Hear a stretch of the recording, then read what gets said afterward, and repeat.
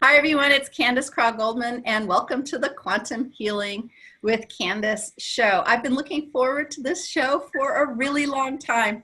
I'm spending time here today with my good friend and fellow practitioner, Patricia Grootjans. Welcome, Patricia. Thank you, Candace. It's nice to be here. It's so nice to spend some time here with you this morning. And, it's very early in the morning where I am, and Patricia and I actually were attempting to do this live on Facebook and have been thwarted more than once, and for no apparent reason. I like to blame sometimes the technical issues on, farm style quality internet. But this morning right now, we are blazingly fast internet, and for some reason, Facebook doesn't want to play with us this morning. We gave it a couple of shots. So that's pretty interesting. I'm getting buzzes right now as I'm getting ready to say, it's some crazy wonky energy today, all kinds of crazy energy. And I think, wow, I'm getting a message from my daughter. She was like, do you want me to stream it live? No. I keep my daughter at the ready so that she can tell us if we're actually working, and we're just gonna record this today. So, and I'm probably gonna play it later on today. So for everyone who's listening to me babble on, excuse me, it is the 16th of April, 2019, and this is Worldwide Regression Week for practitioners, but it's also just a few hours after the big event that happened in France. And Patricia and I were talking about that, and there's some really interesting energy things going on in the collective right now. Patricia, what do you think? Well, I think it seems very symbolic that it happens, although I don't completely understand, like most of us really probably don't understand why this happened and what is the meaning of it. We're always trying to look for a meaning, don't we? But I think there were a few things that I saw this morning. It's midday where I am at now. And I saw a post of Irina Nola, and she mentioned that Dolores may have a strong connection with the Notre Dame, as she has a strong connection with Nostradamus. So I thought that was interesting. So I think it would be interesting if other quantum healers will go and have their communications and see what messages come up about this meaning, maybe through Dolores or any other channels. And there was another thing that I saw this morning. It was a post from Meg Benedict, and she put the astrological chart. And I'm also an astrologer, so I like to look at events like what is happening on astrological level. And it looked very, very fascinating because all of the planets, they were in Pisces and Aries. And so the first impression that I got was that it had to do with the divine feminine energy that is transforming to another level. And it's like it doesn't fit into the old structure anymore. And it's looking for a new structure, and maybe even without structure. And I think this is what I saw when I looked at the chart of the event. And so I think that is very symbolic, that it is the Notre Dame. And another thing that I noticed was that it had a constellation, what they call a grand cross. From an astrological point of view, that means a big transformation is coming, a major change is coming. And Notre Dame is built in the shape of a grand cross. So I think, like I said, I don't have a clue what is the meaning of this and what caused it, but I think it is very symbolic to the transformation of the feminine energies in the world. And I think that is something that we can see in the whole line of all the transformations that are happening right now many changes have got to do with the change of feminine energy and how do you say it, the balance between male and female energy. So that was my first impression. Sorry. That's okay. No, your thoughtful response and the interchange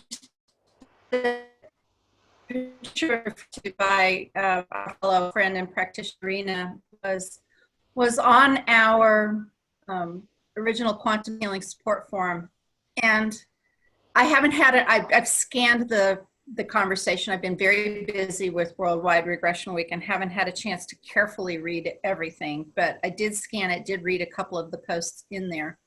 My first impression isn't even about the event. My first impression is reading the high level conversation that's going on in our community, the way that it's non-reactive, the way that different ideas are presented without people blowing up, without people reacting in an emotional way, really looking at it in a way that doesn't inflame. There's no arguing, there's no debating. It's just like, well, let's look at it this way. Let's look at it this way. Maybe it's something about this. That was my overall impression, was look what our community is. I mean, it's kind of a, it's this big, quote unquote, awful event happening in the news, but our community is able to look at it through this lens, this bigger understanding of what's going on. And it is big, whatever it is. It's not the World Trade Center falling down. We've lost no human lives. It's not on that kind of level, but it is a structure. And it is a structure that, gosh, it's fascinating. And I want to back up for just a second saying, today we want to learn about Patricia and her book. But with everything going on here, this is a really interesting conversation. And heck, we scheduled it for today. So there must be a connection there as well. And, one of the things that I noticed, two big things I noticed about Notre Dame. Number one, when I first saw that it happened, I was incredibly neutral. Really like my emotions. My instant reaction was really just neutral. My next reaction as an artist was, oh my gosh, the art. Yeah. And the history and the stained glass windows and all that. That was reaction number two. After looking a little bit at some of the facts, here's another reaction. They built that with that outer structure, the inner structure. Much of the art was saved. There was no loss of human life. I saw some pictures of the inner structure. Yeah, there's a lot of soot and a lot of damage, but the way of the structure that happened, what actually happened was it was like the outer egg, the outer portion of it that was containing it has been transmuted by this fire. It's just gone, right? And all the gargoyles had been moved, and there's so many interesting, fascinating things going on about the energetic component. And yes, it was Dolores' birthday. And yes, a real good friend of mine, long story there, but she gave birth yesterday to a baby girl. And that day is so huge. And I'm really glad that you're talking about the astrology component here. And maybe that's why we're doing this today. Years ago, I did a show on the astrology of Dolores' birthday and how much it has to do with Nostradamus, and how much, Notre Dame, Nostradamus, come on, there are no accidents here. Whatever's going on here is fascinating, isn't it? It really is. Yeah. Interesting. Yeah. The overall thing for me right now, and again, this is personally, is watching my own internal reactions and asking for guidance within myself as I look at something. So not looking to, I'm going to ask or refer to this expert, or see what that person says, or what these organizations say, or what that religion, what the Catholic Church is saying, what the news is saying. I'm not doing any of that to find out how I'm going to feel or how I'm supposed to feel about it. I simply look at some of the facts that are available, and I sit with it a little bit, and I feel it in my own energy field. And I'm just like you and I think we're the exact same thing. It's just sort of like, wow, look at that. And on our community, we're, a lot of talk about that the structure thing coming down. Yeah, exactly. Yeah. Yeah. You know what else is fascinating to me is, so Worldwide Regression Week, last night we did a regression with Angie Sanchez, and Angie did the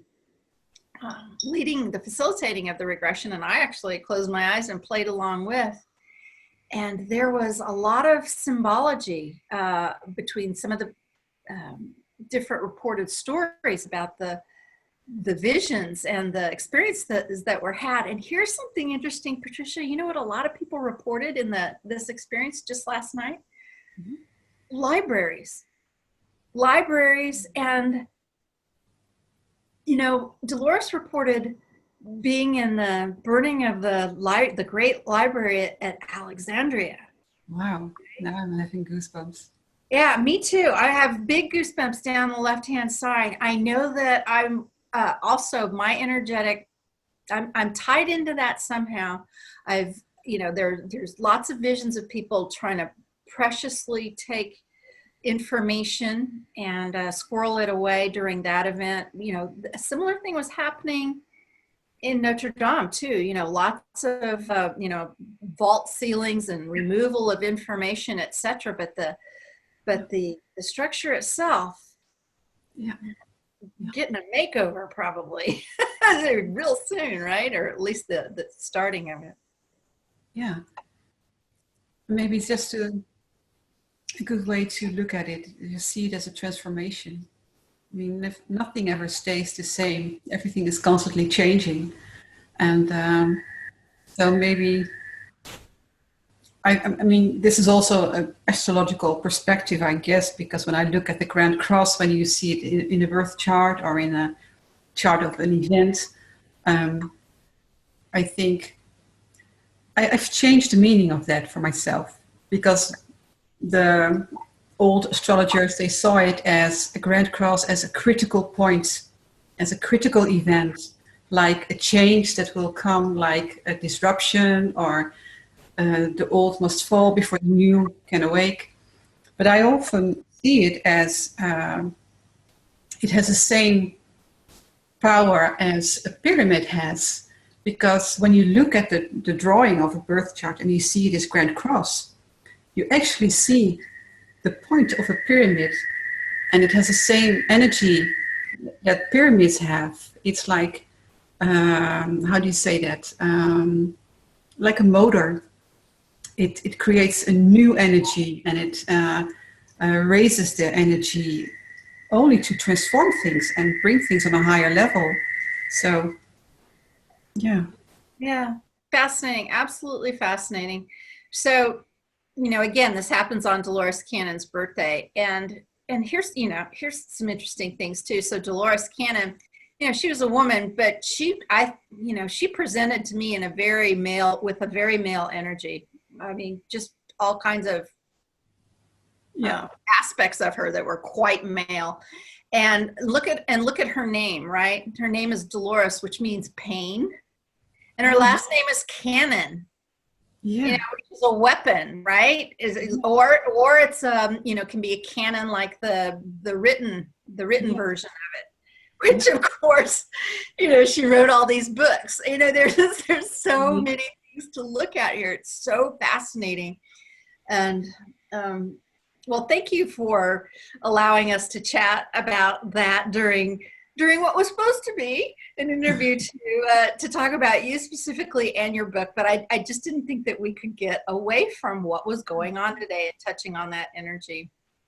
Yeah, of course. Okay, so now let's focus on you.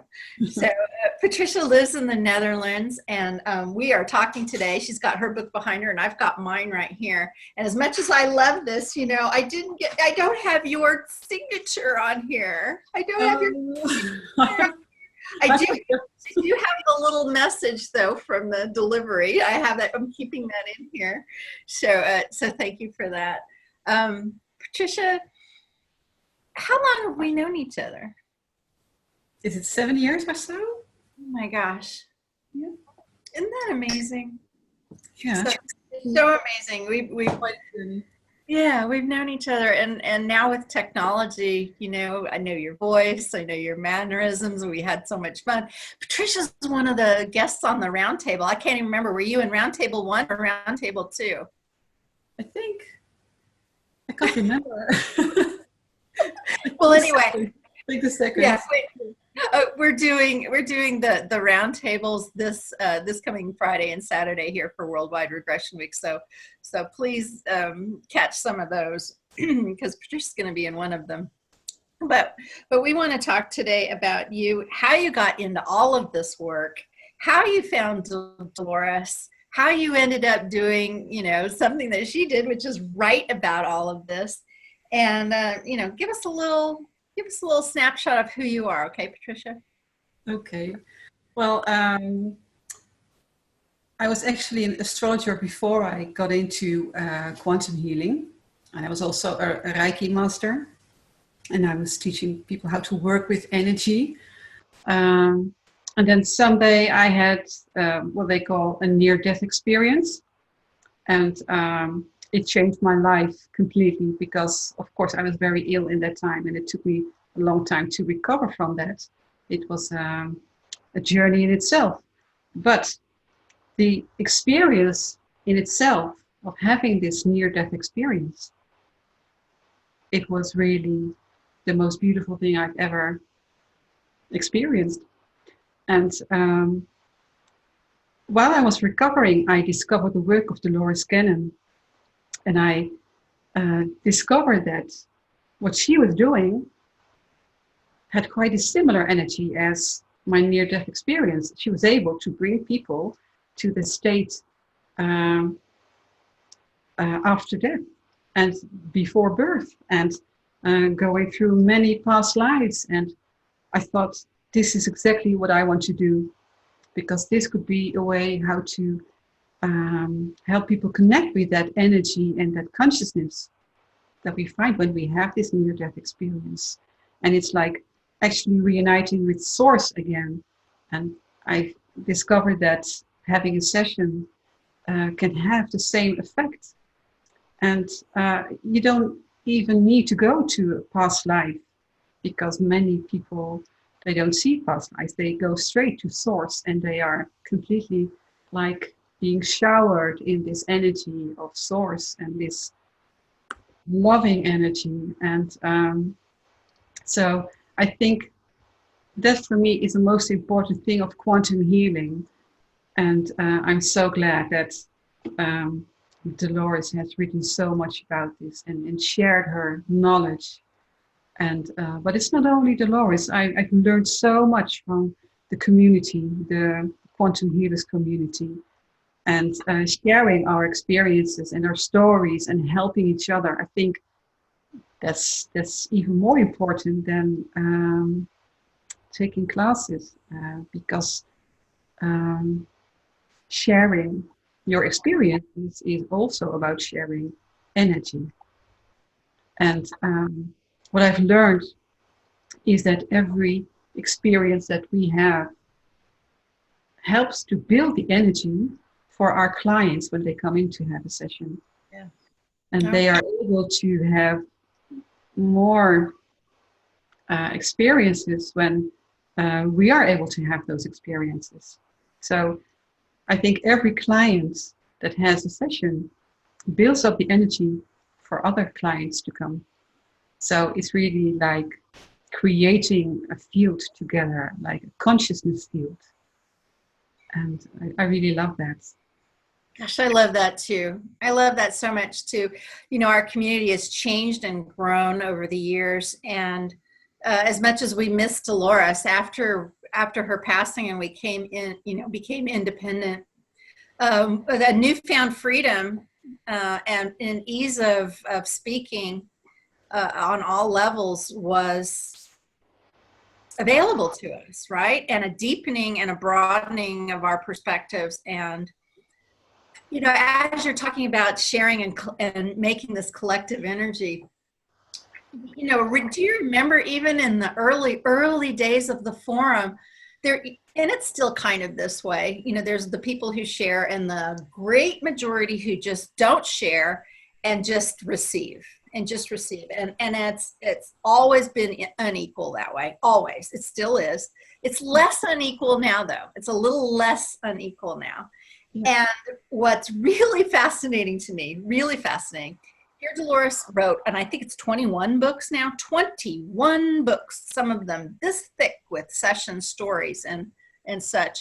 And you know what, a lot of practitioners came back with when years ago, when I would say, hey, come on, how about a little more sharing here? I would try to do a little of that. And they'd go, no, you know, this is just between me and my client. And while the privacy thing, of course, no question, that's important. Where would we be if Dolores didn't share this much information with all those volumes? Yes, her sessions were private too, but we needed to do this. And now some of that's why she was such a pioneer, right? She was such a pioneer to begin that foundation of sharing that collective energy so that we could assist each other. Exactly. And especially when you look back at the days when she started, it wasn't as common as it is today. I mean, a lot of people are talking about spiritual subjects or time traveling, but I guess it must have been not that easy for her in her time. So very brave. Really not easy. And she was, you know, she was married to a military man, and I was brought up in a military family myself. I was a military wife. The idea, you know, she was much older than I was. For her she was so incredibly brave. She was so brave. Patricia, I would like for you, if this is okay and you feel comfortable doing it, I know you talk about it in your book. Can you tell us, for those people out there who might like to hear the inner workings of a near-death experience, can you touch on that a little bit? Some of the elements, what it really felt like. I don't think that I could ever say that I've really had that, except for one time in the hospital when I was over medicated and the doctors started coming. I was pregnant and I was thinking, oh, this is sad. I'm going to die. I hope my baby will live. You know, he won't have a mother. That's going to be sad. I mean, I don't think that was a near-death experience though. I really don't, because all I know is my consciousness was graying out and shutting down, and I hadn't left or anything, and I actually came back. I've left my body on other occasions, but I do not call that a near-death experience. But you call yours one. Tell me why and what happened. Well, what happened was that I was going through this experience, but I had heard about actually, but I wasn't. You're in a different state of mind, of course, when you go through something like that.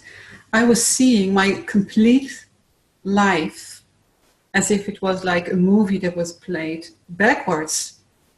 And I could see every little detail. I mean, every single word that has been said. And I saw my parents having conversations in their kitchen and laughing and playing and having fun. And while I was a baby, and I could not have any conscious memory of that. And I saw myself going back into the womb. I could feel my mother's emotions when she was pregnant. I could see myself going even further back in time and entering a state before you were born. And I saw myself going back through many different lives, and it is that time does not exist. It really is as if you see all those lives happening at the same time, like in an instant.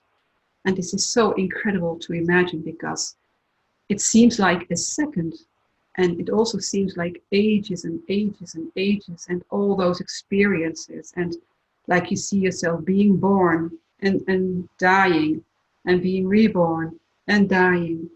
And eventually I got into, well, I call it frequency because I don't know how to call it otherwise. I mean, I entered an energy field that was just pure love, pure love. And it was nothing else than love. And I felt like I had really gone in a level where you have no body anymore. You're pure consciousness. And when you're at that level, you become one with everything. And you really can feel, and you really realize that there is no difference between you or me, or between me and a tree, or a cloud, or a river, or a mountain, or a star. Everything is one when you look at it from an energy point of view, and we're all consciousness. And from this point on, it felt like I was floating, only floating in this energy of pure love. And well, eventually I came back into this body, and I was very confused that I had returned. And it took me really, I think, about, well, maybe a year to realize why I was back, and that I still had a mission here. I wasn't done. I still had my job to do and things to complete.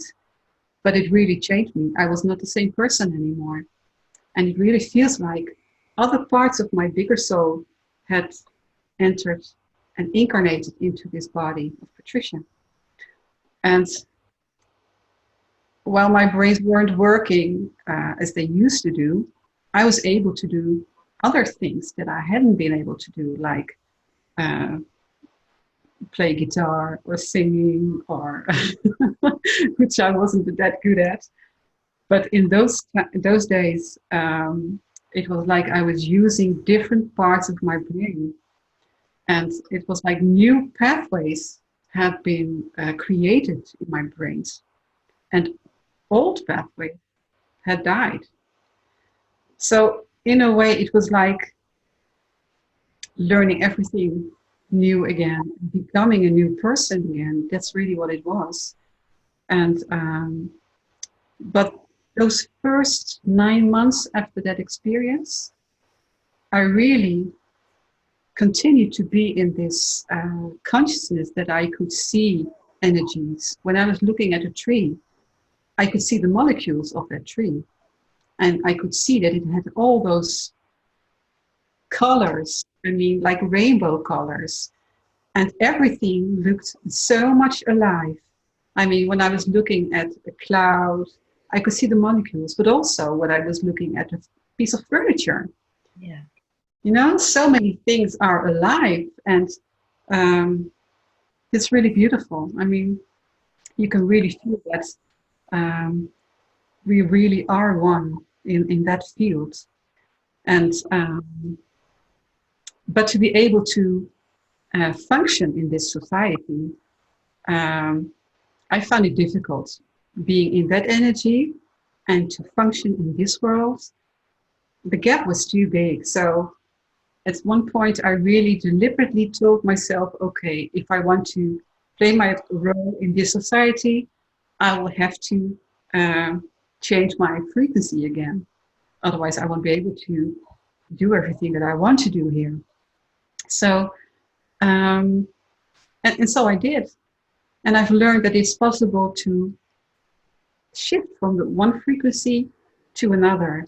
And doing these kind of quantum healing sessions really are a tool to do that, I think that's so beautiful. Because I think one of the most beautiful things that you can offer a client who comes for a session is to have that same experience, that you can feel you're not just this personality, you're not your brains, you're not this body, but you're so much more. Your bigger soul is so much more. And I think it's even possible to invite other parts of your own bigger soul into this body and to use other tools, other gifts, other talents that your bigger soul has. And but also, I think quantum healing is a perfect way to investigate those different frequencies of our consciousness. And it's a perfect way to find information that we would normally probably won't be able to find. I mean, when I was writing my book about quantum healing and writing down my own experiences, I was having a lot of sessions with other practitioners. And I received a lot of information about water. And at one point, it became such an important part of the book. I think I found information about water that I could not have imagined to be real. And now I think it is real. And I've written about it, and I realized that I have no way to prove it, of course, and I'm not a scientist, but I did find information about water that I was not aware of, and that I discovered that some scientists are already investigating. Like one day, Source was telling me when I was doing a self-hypnosis, they were telling me that I would find a way to teleportate with water. And now when I got out of that session, I thought, no way, this can't be real. And I think many clients experience that after a session. They say, it must have been my imagination. I think I made it all up. And I was having the same thing. I was thinking, no, this is not possible. This is science fiction. Yeah. And but they were very consistent that, yes, you will find a way how to teleportate with water. And I thought, okay, if I find this information and they are showing me this, let's try to investigate it. And I discovered that there are a few scientists that are working with water's ability to teleportate things. And one of these scientists is Luc Montagnier, and he's a Nobel Prize winner. And he discovered that when he had 2 glasses of water, and he puts information in one glass of water, like DNA, and he puts those 2 glasses together, just beside each other, and use a certain frequency, the 7 hertz frequency, that after about 20 hours, 24 hours, the second glass of water would have the same information, the same DNA in it. Now, if DNA can shift to another glass of water, and this is really happening, I mean, think about it. If our body consists out of water, I think we're 90%. And so I discovered that this is one of the reasons that natural remedies really work, because they are able to transport information to another body of water. But you can also do this with your entire body and your cells. I mean, our cells also consist of water. And there are ways to influence that water in our body and the water in our cells. And by changing that, we can change our information. So I think that the possibilities, they must be limited. You really think about it. You know, Patricia, I have to tell you this too, because there's so many intertwining things going on here. So some of you out there who may be watching this interview may know that Dolores Cannon and Masaru Emoto passed within hours of each other back in fall of 2014. And, you know, many of us in this community, Pamela Erlin at the very top of this list, who, you know, are able to communicate with these beings, you know, talk about Dolores and Emoto working together. And I've had my own interactions with Emoto, including, guess what? We talked earlier about the group regression I had last night. Well, the whole thing was starting by water, and Dolores and Emoto were right next to me as I was getting into my little craft and going off to another world. They showed up there too, and water has so much to do with so much, including, right, our sessions now, our BQH sessions, our Beyond Quantum Healing sessions start with a water ceremony and infusing our water, the practitioner and the client. Okay, I'm really buzzing now. The practitioner and the client do this as part of a Beyond Quantum Healing session. The intention for this session, so much what you were just talking about, the two glasses, the practitioner and the client both do this, and then there's an energy and information exchange that we probably don't even know all of the power of what it is we do at a session. Exactly. Yeah. And that's also, I think, now that you mentioned this, why it is so important for a practitioner to be aware of your thoughts, yes, and to be aware of your energy, and to raise your energy before you have a session, because it really influences the other person. Oh gosh, does it ever. I mean, and then that's how I even start in the Beyond Quantum Healing class. I'm like, okay, before we even get to talking about things like scripts and what you do, how you bring yourself and your energy to the table is everything. If you spent the previous night going to a horror movie or having a fight or something, you know, that chaotic, lower vibrating energy is with you. And that doesn't mean you can't release it or change some of that energy or whatever. But if you consistently find yourself in situations like that, or in conflict, or, you know, trauma, and just, you know, constant, that kind of stuff, that affects who you are, and, you know, the company you keep affects who you are. All of that affects you. But it also, as you are sitting there, it's like you're a soup of all of that, right? And that affects your client. And it's also why they're attracted to you. Sometimes that works out in a really great way too, because you both need to transmute something, you know, possibly. So quite beautiful connections there. So many wonderful stories. You know, I was looking at your book this morning, and what I really love is the way that you have set the book up. So for many of you who don't have this in your, I'm just going to hold this up to the screen right now, and I'm going to, so that people can actually even come back to this. So this is a, you know, a table of contents. So she starts out with, of course, it's perfect. You start out with source consciousness, because that's how everything starts, right?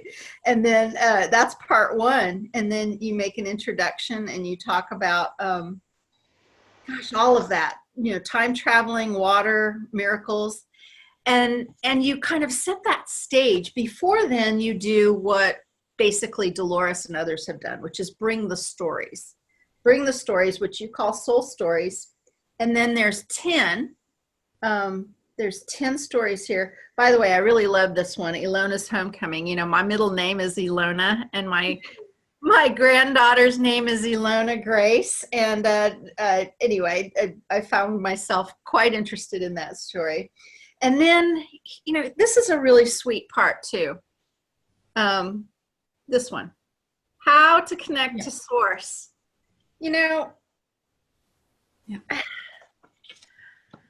I only had a few words to talk about in the front part of the foreword here, where I talk about about you as a practitioner. But, you know, one of the things that was so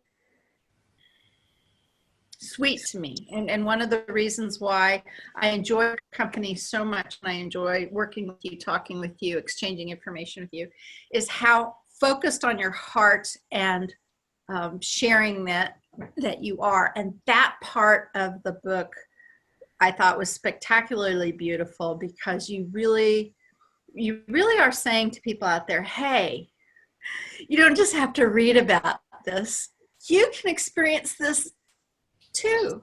Exactly. Right? And you don't really need a session. You can do this in this way. Can you talk a little bit about that part of your book? Exactly. And I was really wanting to show one way how to connect with Source. And there are many ways to connect with Source, of course. And we know that quantum healing is about using hypnosis as a tool to go into that deeper state of mind and to another part of your consciousness. And we've learned that that's a way to connect with Source. But I have discovered that we don't need to go into this trance state to connect with Source, because we are already a part of it. And just by using your intention is one way to connect with it. And so for me, writing is also very, a creative way to manifest things, but also to connect with Source. I think everything that triggers our creativity or inspiration, that is a way to connect with Source, because inspiration is only information that comes from the quantum field. So writing is a way to do that. And of course, other people, maybe they dance to create this energy field, or, well, there are many ways. But anyway, I wanted to offer one way how to be able to connect with Source, and also how to manifest while you are communicating with Source. And I think you can compare it with automatic writing. But it's also, the word automatic writing creates the expectation that you have to be in this deeper state of mind or in a trance state, and we don't have to be. I think what is important is to be aware of, where is my consciousness? Where is my attention? And by bringing your attention and your consciousness to your heart, to that center of the love energy, I think that is the most important thing to connect with Source, because Source is this love energy, in my experience. It's really an ocean of love. That's why, that's the title of my book. And so it's about using your breath and to slow down the pace of your breath. And by slowing down your breathing, you become more focused. And that's already a point where you can enter your communication with Source. And so breathing might help. Putting your attention, like, okay, I want to communicate with my bigger soul, or if you want to communicate with your healing team, whatever you set your intention to, it's so easy. It's so much easier than people may expect. And so that's why I was giving one exercise in the book, how to do that and how to create your diary to connect with Source. And I've seen that it works. It works for many people. So, I'm starting to have reactions on my book right now. And people are writing me that they are doing this exercise and that it really is helping them. And I really love that. I mean, it's so nice to see that people are actually using it and that it has a great effect. Yeah. It makes it all worth it, doesn't it? Oh, really? It's all worth it. You've connected so many of the dots here. You know, again, in BQH sessions, we talk about heart and mind connection, so that you basically are saying to your mind, come on, mind, just let us work with the heart, because so often what's going on in our minds stops this connection, right? Because we're focused on the old patriarchal, logical, show it to me part of our brain, which is important. You need that part of your brain. And that part of my brain personally is very active, but this side is active as well.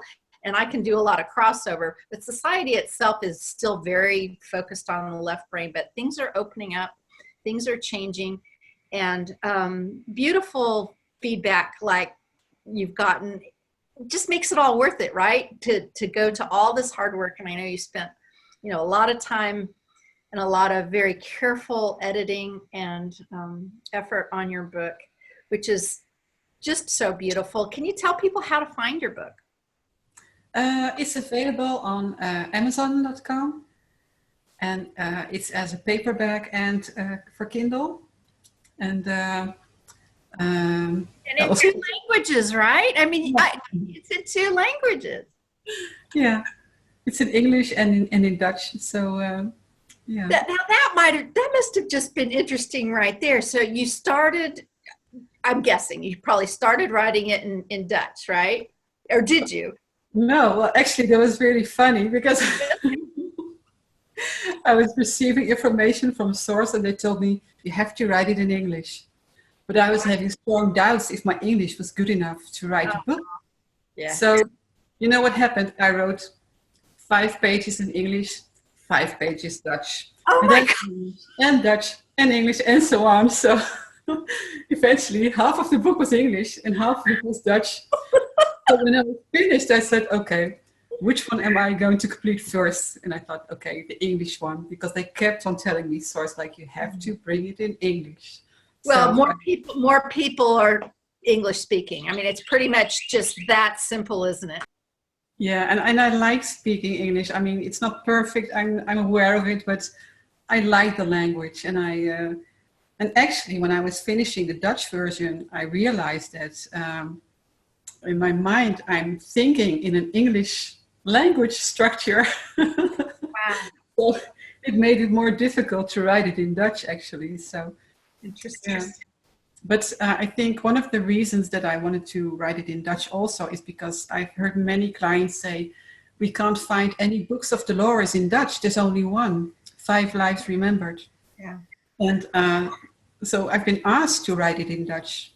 And so that's why I try to do it. And I'm really glad that I was able to succeed. And now it's in 2 languages. So, yeah. That's amazing. That's amazing. Well, being in the middle of translating the BQH course into several languages, I have a real understanding of some of the challenges there. So congratulations to you on that. Your English is wonderful, and I enjoy speaking with you a lot. We've been together here now for about an hour. I actually need to head to. I'm going to go visit a brand new baby here in a few minutes, and I need to gather up my stuff and my camera because I think I'm going to take some pictures. But it's been really great spending some time with you this morning. Patricia is one of our most beautiful and blessed BQH practitioners, and she takes clients from all around the world, right, doing BQH sessions just exactly the way that we are talking here online. So tell people about your website, how they can find you, etc. Yes. I'm always thinking, how should I pronounce my name in English? That's a difficult one. I will pronounce it in Dutch, and it's called www and then Patricia Grootjans.com. Beautiful, beautiful. And of course, you can find Patricia on quantumhealers.com as well. And all those links will be below underneath this interview. It's been so much fun spending time with you this week with the Worldwide Regression Week and today as well, and always in our community. Thank you so much, Patricia. Well, thank you so much, Candace. I say it many times, and I say it again, that I really appreciate your work, and I think it's it's so wonderful that you've created this community, and it offers so many chances for people to share and to learn. And yeah, thank you so much. Well, thank you. Thank you for saying that. And, you know, kind of figured that out early on, that it wasn't so much about me doing this work and me writing all these books and me. It was more about, hey, your job is to bring those people kind of together. So I've had a lot of fun doing that, and I've been very, very blessed. And thank you for being one of the practitioners that has shown up and that has shared and that is so heartfelt about it. You know, mostly I appreciate that about you. Your big, beautiful heart. Thank you so much for telling us all of the stories about your near-death experience and about writing your book and spending time with us today. And thank you all out there for joining us. For those of you who had been looking forward to seeing us live on Facebook, not real sure what's going on there, but we just recorded the interview anyway. I'll put it up a little later today. All right. Bye-bye for now. Bye.